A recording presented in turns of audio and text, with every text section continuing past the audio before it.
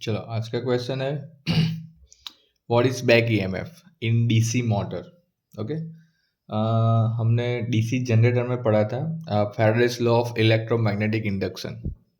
Okay, कैसे electricity generate होती है जब कोई कंडक्टर को हम मैग्नेटिक फील्ड में रखते हैं और उसको घुमाते हैं तो वो कंडक्टर फील्ड को कट करता है और फ्लक्स में चेंज होता है। उसकी वजह से कंडक्टर के अंदर क्या होता है, ईएमएफ इंड्यूस होता है। ओके, वो हमने पढ़ा था डीसी जनरेटर के अंदर। ठीक है, यहाँ पे क्या है कि हम पढ़ रहे मोटर, मोटर में बैक ईएमएफ क्या है। तो देखो, डीसी में मोटर और जनरेटर का कंस्ट्रक्शन सेम है।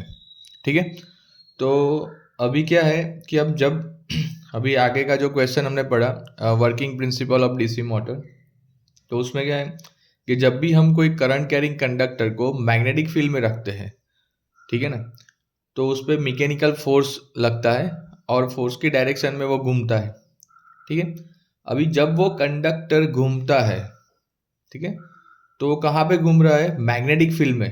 कहाँ पे घूम रहा है, मैग्नेटिक फील्ड में। तो वही जो जनरेटिंग एक्शन है कि जब भी कोई कंडक्टर मैग्नेटिक फील्ड में घूमता है तो क्या करता है, फ्लक्स को चेंज करता है। तो यहाँ पे भी वही सेम प्रोसीजर होगी।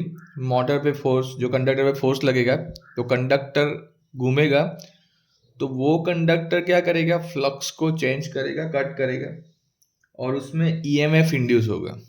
ओके, तो यहाँ पे लिखा है in DC motor back EMF is the voltage that is generated in the armature coil when it rotates in the magnetic field.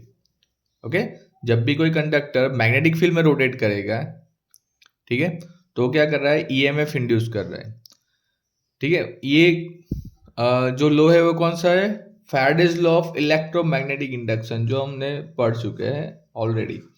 और जो ईएमएफ इंड्यूस होता है उसकी वजह से जो करंट पास होता है, या तो जो ईएमएफ है उसकी डायरेक्शन हमें फाइंड करनी है, तो हम फ्लेमिंग के राइट हैंड रूल से जान सकते हैं। अभी मोटर के अंदर क्या है कि जो ईएमएफ इंड्यूस हो रहा है, ठीक है ना, वो लेंज लॉ के अकॉर्डिंग वो क्या करता है कि जिसकी वजह से वो इंड्यूस हो रहा है उसको अपोज करेगा। और मोटर के अंदर हम क्या करते हैं, सप्लाई वोल्टेज देते हैं। मोटर का काम क्या है कि इलेक्ट्रिसिटी, इलेक्ट्रिक एनर्जी का वो मैकेनिकल एनर्जी में कन्वर्ट करता है। ठीक है ना, तो यहाँ पे हम मोटर को सप्लाई देते हैं।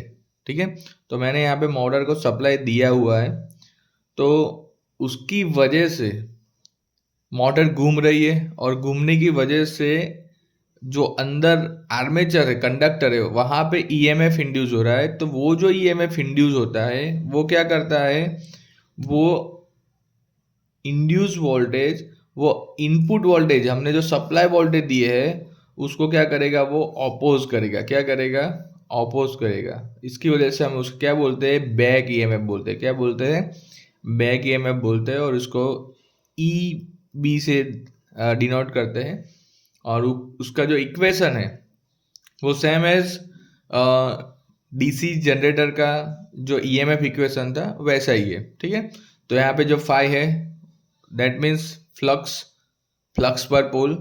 Z number of armature conductor, जो हम आर्मेचर बनाते हैं उसके अंदर जो कंडक्टर रखते हैं यानी कि आर्मेचर वाइंडिंग, वो। एन जो आर्मेचर जो घूम रहा है उसकी speed. P number of pole, okay, and A number of parallel path is depending on कौन सा वाइंडिंग हम कर रहे हैं, लेफ्ट वाइंडिंग या वेव वाइंडिंग। ओके, ठीक है, तो बैक ईएमएफ किसे बोलते हैं कि जो ईएमएफ मोटर के अंदर इंड्यूस होता है वो सप्लाई वोल्टेज को अपोज करता है, इसीलिए हम उसको क्या बोलते हैं, बैक ईएमएफ बोलते हैं। ठीक है, तो ये क्वेश्चन यहीं ख़त्म हो रहा है। नेक्स्ट क्वेश्चन के लिए आगे बढ़ेंगे हम। Thank you.